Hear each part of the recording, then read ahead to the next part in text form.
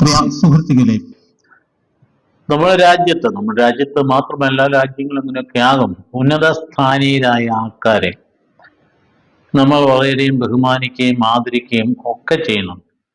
അതുകൊണ്ടാണ് അവർ പൊതു സമൂഹത്തിന് വേണ്ടിയിട്ടാണ്. അതുകൊണ്ട് അവർ ആദരം അർഹിക്കുന്നു. ചീഫ് ജസ്റ്റിസുമാരും ആ തലത്തിലുള്ള ജസ്റ്റിസുമാരും മറ്റു പല ഉന്നത ക്രമസമാധാന നിലയുടെ ഏറ്റവും ഉച്ചകോടികൾക്ക് ഉന്നത അധികാരികളൊക്കെ നമ്മൾ അങ്ങനെയാണ് കാണുന്നത്. നമുക്കിവിടെ ഒരു പ്രശ്നം എന്ന് പറയുന്നത്, ഇങ്ങനെയുള്ള ആളുകൾ റിട്ടയർ ചെയ്ത് കഴിയുമ്പോൾ കക്ഷി രാഷ്ട്രീയത്തിൽ ചെന്ന പെറ്റ പ്രവർത്തനത്തിനാകുമ്പോൾ നമുക്കാകും അസ്വസ്ഥതയുണ്ടാകുന്നു, മനസ്സിന് വിഷമം ഉണ്ടാകുന്നു. അപ്പൊ അവര് അന്ന് ഈ സ്ഥാനങ്ങളിലൊക്കെ ഇരുന്നപ്പോൾ എടുത്ത തീരുമാനങ്ങളൊക്കെ എത്രമാത്രം നിഷ്പക്ഷമായിരുന്നു എന്ന കാര്യത്തെ സംബന്ധിച്ച് ആശങ്കയുണ്ട്. അതുകൊണ്ട് പറയാം. അതായത് ഈ കക്ഷി രാഷ്ട്രീയം എന്ന് പറയും, ഒരു ഉദാഹരണം പറയുന്ന ഒരു ജസ്റ്റിസ്, അദ്ദേഹത്തിന് റിട്ടയർ ചെയ്ത് കഴിഞ്ഞാൽ അദ്ദേഹത്തിന്റെ ആ പാതയിൽ തന്നെ എന്തുമാത്രം മറ്റ് ചുമതലകൾ നിർവഹിക്കാൻ കാണും. എന്തെല്ലാം കമ്മീഷനുകൾക്ക് ചെയർമാനാകാൻ സാധിക്കും, അല്ലെങ്കിൽ അദ്ദേഹം തന്നെ വേണം ഗവർണർ പദവിയിലേക്ക് പോകാൻ പറ്റും. ഇതൊന്നും കൂടാതെ ഒരു കക്ഷി രാഷ്ട്രീയത്തിന്റെ പ്രസിഡന്റോ വൈസ് പ്രസിഡന്റോ ആക്കി ഇരിക്കാമെന്ന് പറഞ്ഞാൽ അതൊക്കെ വളരെ ബുദ്ധിമുട്ടുള്ള കാര്യമാണ്.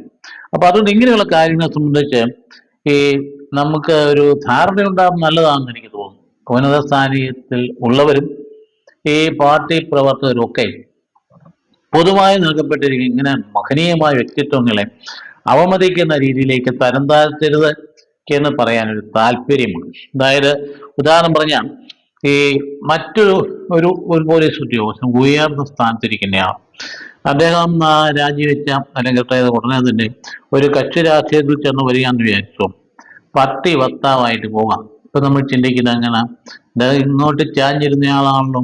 അപ്പൊ അദ്ദേഹത്തിന് ഔദ്യോഗിക ചുമതല ഘട്ടങ്ങളിലൊക്കെ എങ്ങനെയാണ് നിഷ്പക്ഷമായിട്ട് പെരുമാറിയുന്നത് എന്നൊരു സംശയം ഉണ്ടാകാൻ പാടില്ല. ഇത് പറയാൻ കാരണം, ഈയിടെ ഒരു പോലീസ് മേധാവി ആയിരുന്ന ഒരു ഉന്നത സ്ഥാനീയ ഒരു വ്യക്തി പറയുണ്ടായി, അതിപ്പോ ഒരു കക്ഷി രാഷ്ട്രീയത്തിന്റെ വൈസ് പ്രസിഡന്റാണ്, സംസ്ഥാനത്തിന്റെ വൈസ് പ്രസിഡന്റ് നിൽക്കുക, ഒട്ടും തന്നെ ചേർന്നല്ല, അദ്ദേഹത്തിന് സ്ഥാനത്തിന്റെ മഹിമയ്ക്കോ ചേർന്ന പണിയൊന്നും അല്ലത്. അദ്ദേഹം പറയാണ്, സിസ്റ്റേഴ്സ് കേരളത്തിൽ നിന്നാ പോരെ, സിസ്റ്റേഴ്സ് കേരളത്തിൽ നിന്ന് പോരെ, അവരെന്തിനാവാ സഭാവസ്ത്രം ധരിച്ച സാമൂഹ്യ സേവനം എന്ന് പറഞ്ഞ് വടക്കേ ഇന്ത്യയിലേക്ക് ഹിന്ദുക്കളെ മാത്രം ലക്ഷ്യമാക്കി നീങ്ങുന്നത്. സത്യം പറഞ്ഞാൽ അത് കേട്ടപ്പോൾ വിഷമം തോന്നി. ഇത് റിപ്പോർട്ടാണ് ശ്രദ്ധിച്ചത്, അദ്ദേഹം പറഞ്ഞോ ഇല്ലെന്ന് അറിയാൻ പാടില്ല, പറഞ്ഞില്ല എന്ന് ധരിക്കാനാണ് ഇഷ്ടം. എന്തായാലും ശരി, ഇങ്ങനെ സെൻസില്ലാത്ത രീതിയിൽ പെരുമാറുകയും വർത്തമാനം പറയുകയും ചെയ്യുമ്പോൾ ഉണ്ടാകുന്ന വിഷമം അത് ഉന്നത സ്ഥാനീയരായ ആൾക്കാരൊന്നും മനസ്സിലാക്കുന്നതല്ല. അപ്പൊ അതുകൊണ്ട് മറ്റൊരവസരത്തിൽ ഒരു വനിതാ അധികാരി ഇതേ സ്ഥാനത്ത് നിന്നുകൊണ്ട് ഒരിക്കല് അവരും ഇപ്പോൾ ഒരു വൈസ് പ്രസിഡന്റ് ആ ഒരു പാർട്ടിയുടെ അല്ല ഒരു പ്രത്യേകമായ ഒരു സാഹചര്യത്തിൽ ഒരു ക്യാമ്പ് നടക്കുന്ന ഇടയിൽ ഒരു രാത്രിയിൽ നിറഞ്ഞു കിടന്ന ഒരു കുളത്തിൽ ഒരു കുഞ്ഞു പോയി മരിച്ച ഒരു സംഭവം കേസൊക്കെ ഉണ്ടായത് നമുക്കറിയാമല്ലോ.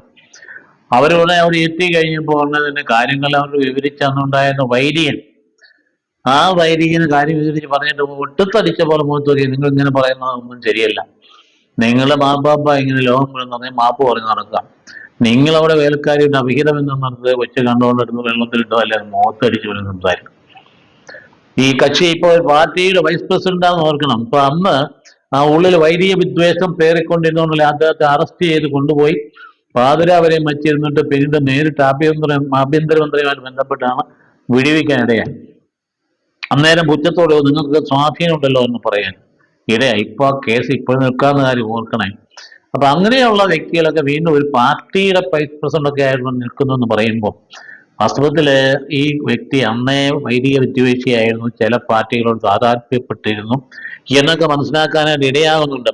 അപ്പൊ അതുകൊണ്ട് ഈ വൈദികരോടുള്ള വിദ്വേഷം, സിസ്റ്റേഴ്സിന്റെ ഇഷ്ടക്കേട്, ഇതൊക്കെ വാസ്തവത്തില് ഉന്നതാധികാര സമിതികളിൽ കടന്നു വരുന്നത് മൈനോറിറ്റി എന്ന നിലയിലൊക്കെ നമുക്ക് ബുദ്ധിമുട്ടുണ്ടാക്കുന്ന കാര്യമാണ്. ഇനിയെങ്കിലും ഈ സ്ഥാനത്തൊക്കെ ഇരിക്കുന്നത് ഓർക്കുന്നതല്ല, റിട്ടയർ കഴിയുമ്പോൾ ഈ പാർട്ടി പ്രവർത്തകരായിട്ട് പരിണമിക്കാതെ നിങ്ങൾ ജോലി ചെയ്ത അല്ലെങ്കിൽ എന്തുമാത്രം കമ്മീഷൻസ് വരും, സർക്കാർ എന്തുകാരും കമ്മീഷൻ ചെയർമാനായിട്ട് വയ്ക്കും, എന്തെല്ലാം ജോലിയൊക്കെ ചെയ്യാൻ സാധിക്കും. അതാ ട്രാക്ക് വിടാതെ പോയാൽ നിങ്ങളുടെ വ്യക്തിത്വം തന്നെ ഒരു മഹിമയായിട്ട് തീരും, അല്ലെങ്കിലോ തരം താഴ്ന്നു പോകുമെന്ന് പറയാൻ. അപ്പൊ അതുകൊണ്ട് അങ്ങനെ ഒരു കാര്യം പറയുന്നു. അപ്പൊ ഈ പറയുന്ന ആൾക്കാരൊക്കെ എന്ത് ധരിച്ചിട്ടായി പറയുന്നത് മിഷണറി പ്രവർത്തനത്തെ കുറിച്ച്, ഈ പറയുന്ന ഈ വ്യക്തി, മഹനീയ വ്യക്തി സിസ്റ്റേഴ്സ് എന്തിനാ അങ്ങോട്ട് പോകുന്നത്? എൻ്റെ സഹോദര, സുവിശേഷം എന്ന് പറയുന്നത് ഇത് മതമല്ലത്. മനുഷ്യനങ്ങ് ധരിച്ചു വെച്ചിരിക്കുക ഈ മതത്തിന്റെ ചട്ടക്കൂടിൽ അത് നിന്ന് കടന്നു പോകുന്ന എന്തിനാ പ്രഘോഷണത വേണൊരു പേര്. അത് രക്ഷയുടെ സന്ദേശമാണ്.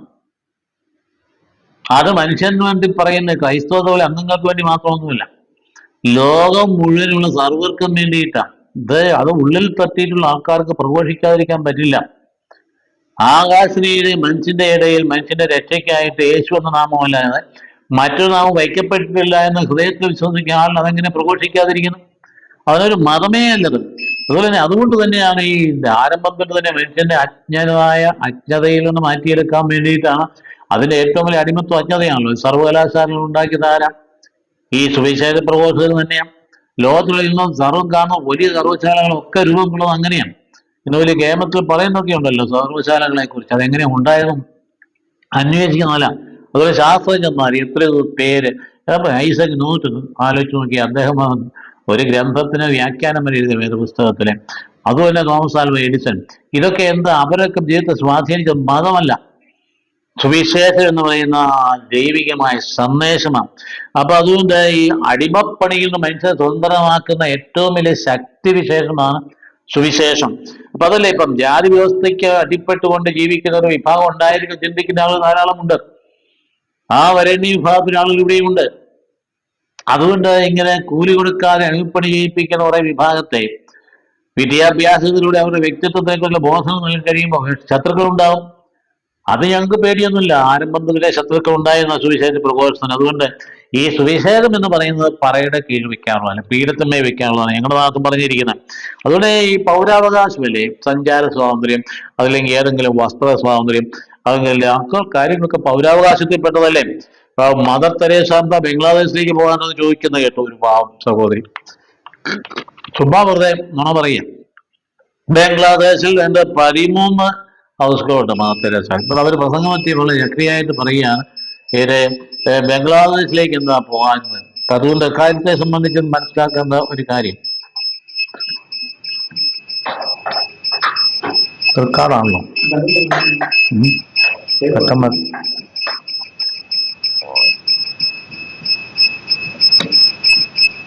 ബംഗ്ലാദേശിലേക്ക് എന്താ പോകാമെന്ന് ചോദിക്കുക. പാവപ്പെട്ടെന്ന് ഞാൻ പറയുന്നില്ല, വലിയ പ്രേമിയായ സഹോദരിയോട് പറയുക. 13ഓളം ഭവനങ്ങൾ അവിടെയുണ്ട്. അപ്പൊ അതുകൊണ്ട് ഇത് ഒരു സുവിശേഷം എന്ന് പറയുന്നത് ലോകത്തിൽ എവിടെയായാലും പ്രവർത്തനം നടന്നതാകും. ആ സംശയമൊന്നുമില്ല. എല്ലായിടത്തോടും നടന്നുകയും എവിടെ അടിമത്തമുണ്ടോ അവിടെ കയറി പിടിക്കുക ആൾക്കാർ. അത് നോക്കിക്കുന്ന പല ഭാഗങ്ങളിൽ, ലോകത്തെ വിവിധ ഭാഗങ്ങളിൽ. ഇപ്പൊ ഇറാനിൽ തന്നെ എത്ര ലക്ഷക്കണക്കിന് ആളെ സുവിശേഷത്തിന് പിന്നാലെ പോകുന്നുണ്ട്. അതുപോലെ നമ്മുടെ രാജ്യത്തെ പല സംസ്ഥാനങ്ങളും എടുത്തു പറയുന്നില്ല. അത് പിന്നെ വേറെ ചർച്ചയ്ക്ക് വിധേയമാക്കാൻ ഇടയുള്ളത് കൊണ്ട് പറയുന്നില്ല. എന്നാൽ ഒരു കാര്യം ശരിയാണ്, വിദ്യാഭ്യാസത്തെ എന്ന് പറയുന്നത് വിദ്യാഭ്യാസം ഒരു നിശബ്ദ വിപ്ലവമാണ്. നമ്മുടെ രാജ്യത്ത് 10 സംസ്ഥാനങ്ങളിൽ കിരാത നിയമം നടപ്പാക്കിയിട്ടുണ്ട്. എന്താ? മതപരിവർത്തന നിരോധന നിയമം എന്നൊക്കെ അതിന് പേര്. എന്ന് കുറെ ആൾക്കാരെ പീഡിപ്പിക്കാന്നുള്ള ഒരു പ്രയോജനം ഉണ്ടായില്ല. കാരണം ഈ കർവാപ്പസി എന്ന് പറഞ്ഞുകൊണ്ട് നടന്ന ആൾക്കാർ പലരും ഇന്ന് സുവിശേഷ പ്രവർത്തകരെ. ഗ്രഹാൻസ്റ്റൈനെ കൊന്നവരും അതിനൊപ്പം തന്നെ റാണിമരിയായി കൊന്നവരും ഒക്കെ മതത്തിനൊക്കെ ഏർപ്പെട്ടിരുന്ന പല ആൾക്കാരും മാനസാന്തരപ്പെട്ടിരുന്ന സുവിശേഷ പ്രഘോഷമാണെന്ന കാര്യം നമുക്കറിയാമല്ലോ. കന്തമാലിൽ തന്നെ നടന്ന ഭയങ്കരമായ പീഡനങ്ങൾക്ക് ഒടുവിൽ ഇപ്പൊ എങ്ങനെയാ ചെന്ന് അന്വേഷിച്ച് നോക്കും. അപ്പൊ അതുകൊണ്ട് ഈ എല്ലാ ഹിന്ദുക്കളുടെ അടുത്തേക്ക് എന്തിനാ പോകുന്ന ചോദ്യം എവിടെ നിന്ന് വന്നതാണ്. എന്നാ ഈ ഹിന്ദു എന്ന സമൂഹം രൂപപ്പെട്ടു? 1935 മുമ്പ് എന്തായിരുന്നു? 35 മുമ്പ് എന്തായിരുന്നു? ഈ ആദിവാസികൾ ആരായിരുന്നു? ലണ്ടനിലെ 1-ാം മട്ടവായ സമ്മേളനത്തിലെ അപ്തേക്കർ ചെന്നപ്പോ അദ്ദേഹം കൃത്യമായിട്ട് പറഞ്ഞു ഞങ്ങൾക്ക് ഹിന്ദുക്കൾ അല്ലെന്നാണ്. അപ്പൊ അതുകൊണ്ട് അതിശക്തമായി അദ്ദേഹം വാദിച്ചിട്ട് തിരിച്ചു വന്നു കഴിഞ്ഞപ്പോ മഹാത്മജിക്ക് ബുദ്ധിമുട്ടുണ്ടായി. അതുകൊണ്ട് തന്നെ നിരാഹാരത്തെ ഇരുന്നുകൊണ്ട് 1935 ആ ലിസ്റ്റിൽ ഇവരെയൊക്കെ പെടുത്തി ഇപ്പൊ ഹിന്ദുക്കളാക്കി എടുത്തു എന്നുള്ളതല്ലാതെ അവർക്ക് ഹൈന്ദവമായ ആ ധർമ്മത്തെ കുറിച്ച് ഒരു ധാരണയുള്ളവരൊന്നുമല്ല. ആ ധർമ്മത്തിൽ നിന്ന് എതിര് പറയുകയല്ല. അതൊക്കെ നിൽക്കുന്ന രക്ഷയുടെ സന്ദേശത്തിന് ഒക്കെ തടസ്സമൊന്നുമല്ല. അത് ആ ധർമ്മത്തെ ഉൾക്കൊണ്ട് തന്നെ പോകുന്നതാണ്. അപ്പൊ അതുകൊണ്ട് അങ്ങനെയുള്ള കാര്യങ്ങളെ കുറിച്ചും മനപരിവർത്തനമാണ് സുവിശേഷം ഉദ്ദേശിക്കുന്നത്, മതപരിവർത്തനമല്ല എന്ന കാര്യം അറിയുന്നിരിക്കുന്നതല്ല. അതുകൊണ്ട് ഇന്ന് നിങ്ങൾ വിചാരിക്കുന്നതിനേക്കാൾ അധികമായ ആളുകൾ ഇന്ന് യേശുവിനെ ഫോളോ ചെയ്യുന്നുണ്ട്. ക്രൈസ്തവർ പോലും ചിന്തിക്കുന്നതിനേക്കാൾ കൂടുതൽ അധികമായിട്ട് യേശുവിനെ ഫോളോ ചെയ്യുന്ന ലോകത്തിൽ അധികമായിട്ടുണ്ട്. അതുകൊണ്ടാണ് അത് ബാലൻസ് നിൽക്കുന്നത്. ലോകം തന്നെ നിൽക്കുന്നത് അതുകൊണ്ട് തന്നെയാണ്. വളരെ കൃത്യമായ സമാധാനത്തിന്റെയും സന്തോഷത്തിന്റെയും സത്യത്തിന്റെയും പാത പിന്തുടരാൻ വേണ്ടി ക്രിപ്റ്റോ ക്രിസ്ത്യൻസ് ഒക്കെ അവരെ പറയാണ്. ക്രിപ്റ്റോ ക്രിസ്ത്യൻസ് അവരെ കുറിച്ച് ഇപ്പൊ അധികം പറയാൻ പറ്റില്ല, കാരണം എന്താ വെച്ചാൽ ഒരുപാട് കാര്യങ്ങൾ അതേക്കുറിച്ച് പറയാൻ. ക്രിപ്റ്റോ ക്രിസ്ത്യൻസ് പറഞ്ഞ വിഭാഗം ധാരാളമായിട്ടുണ്ട്. നമുക്ക് തന്നെ ഒരു ഒന്നാമത്തെ ഉദാഹരണം, നമുക്ക് തന്നെ നമ്മുടെ രാജ്യത്ത് തന്നെ ഒന്നര സുപ്രീം കോടതി ജഡ്ജി ആയിരുന്ന ഒരാൾ, ഭാനുമതി എന്ന് പറയും, സുപ്രീം ജഡ്ജി. അദ്ദേഹം വലിയ ജഡ്ജിയായിരുന്നു. നിർഭയ കേസിൽ വിധി പറഞ്ഞയാൾ മാത്രമല്ല, അതായത് ഡിസംബർ 2012 ഡിസംബർ 16 ഒരു 4 പേരെ വധശിക്ഷ നടത്തിച്ച സുപ്രീം കോടതി ജഡ്ജി, ഉന്നതസ്ഥാനീയായ വ്യക്തിയാണ്. അപ്പൊ അതുകൊണ്ട് അദ്ദേഹത്തിന്റെ ചെറുപ്പകാലത്തെ കുറിച്ച് പറഞ്ഞ കൊച്ചു സാധാരണഗതിയിലുള്ള പാവപ്പെട്ട കുടുംബത്തിൽ പിറന്ന അയാളുടെ പിതാവ് പെട്ടെന്ന് മരിച്ചു. അപ്പൊ അദ്ദേഹത്തിന് ഒരു നിവൃത്തിയില്ല. ആ പിതാവിന് വേണ്ടി നഷ്ടപരിഹാരത്തിന് വേണ്ടിയിട്ട് നടന്നിട്ട് കോടതി കയറി ഇറങ്ങി നടന്നിട്ട് ഇതുവരെയും കിട്ടിയിട്ടില്ല എന്ന് തന്നെ അവർ പറയും. എന്ന് എന്ത് ചെയ്തു? അടുത്തിരുന്ന ക്രൈസ്തവ സമൂഹം അവരെ ഏറ്റെടുത്തുകൊണ്ട് അവരെ പഠിപ്പിച്ചു. അവരെ പഠിപ്പിച്ച് വലുതായി.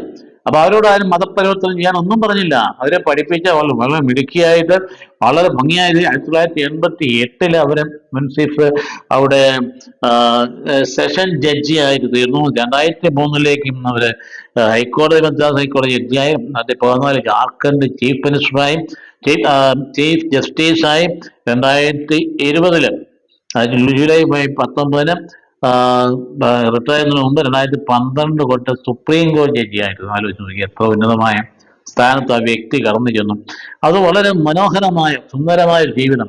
അത് വളരെ കൃത്യമായിട്ട് ആരെയും പേടിക്കാത്ത കുസാത്ത വ്യക്തി അതുവരെയും റിട്ടയർ ചെയ്യുന്നവരെയും താൻ ഒരു ക്രിസ്തീയ വിശ്വാസിയാണെന്നുള്ള കാര്യം പുറത്ത് ആരോടും പറഞ്ഞിരുന്നില്ല. പക്ഷേ ആ യാത്രയപ്പ് സമ്മേളനത്തിൽ റിട്ടയർ ചെയ്തപ്പോൾ ക്ലിയർ ആയിട്ട് അങ്ങ് പറഞ്ഞു. എന്താ പറഞ്ഞത്? Jesus Christ help me to get past all blocks in my life. Jesus Christ help me to pass all blocks in my life. No human hand could prevent what Jesus Christ has ordained for me in life. എത്ര clear കട്ടായ വിശ്വാസം ആലോചിച്ച് നോക്കുകയും. അതിനാണ് ഈ crypto Christians പറയുന്നത്. അവരാരും ഒരു സഭയിൽ അംഗത്വം സ്വീകരിക്കുകയോ മാമോദിസം ഒന്നും ചെയ്യുന്നില്ല. പക്ഷെ യേശുവിനെ ഫോളോ ചെയ്യുന്നത് സത്യം. വീണ്ടും അവർ പറയാണ്, though I am a Hindu, I believe in the gospel of Jesus. Okay, I believe in the gospel of Jesus. By the grace of God Jesus I got educated and come up in my life. അതുകൊണ്ടാണ് പറഞ്ഞു വരുന്ന പ്രധാനപ്പെട്ട ഒരു കാര്യം. ഞാൻ ആദ്യമേ ആരംഭിച്ചത് തന്നെ ഇതിലാണ്. ഈ ഉന്നതസ്ഥാനീയരായ ആളുകളുടെ പാർട്ടി പ്രവർത്തനത്തിൽ പോകാൻ പാടില്ല. അവരവരുടേതായ മേഖലയിൽ നിന്ന് കൂടുതൽ സേവനം തുടരട്ടെ. അതുകൊണ്ട് അഭിപ്രായം പറയേണ്ടി വരുന്നു. അപ്പൊ ആയിരിക്കുന്ന പാർട്ടിയെ സപ്പോർട്ട് ചെയ്ത് സംസാരിക്കുന്നതിലൊക്കെ അതുകൊണ്ടായി ചോദിക്കുക, സിസ്റ്റേഴ്സ് എന്തിനാ അങ്ങോട്ട് പോകുന്നു നമ്മുടെ കേന്ദ്രത്തിൽ? ഇവിടെ ഈ തിരുവസ്ത്രം ധരിച്ച് പോകുന്നതിനെ കുറിച്ച്, വസ്ത്രം ധരിക്കാൻ സ്വാതന്ത്ര്യം ഇല്ല ഇവിടെ. അപ്പൊ അതുകൊണ്ട് അങ്ങനെയുള്ള ആൾക്കാരൊക്കെ ഒരു പുനർവിചിന്തനത്തിന് സന്നദ്ധമാകുന്നത് നല്ലതാണ്. സഭയുടെ വിശ്വാസം എന്ന് പറയുന്നത് അത് സഭയ്ക്കുള്ളിലുള്ള ആൾക്കാർക്ക് വേണ്ടി മാത്രമുള്ളതല്ല, അത് സാർവത്രികമാണെന്ന കാര്യം, അത് രക്ഷയുടെ സന്ദേശമാണെന്ന് അത് ഞങ്ങൾ നിരന്തരം പ്രവർത്തിച്ചുകൊണ്ടിരിക്കും. അതിന് തടസ്സം നിൽക്കാൻ ഒരു ശക്തിക്കും പറ്റില്ല എന്ന കാര്യം ആത്മാർത്ഥമായിട്ട് പറയുന്നു. ദൈവം അനുഗ്രഹിക്കട്ടെ. Thank you very much.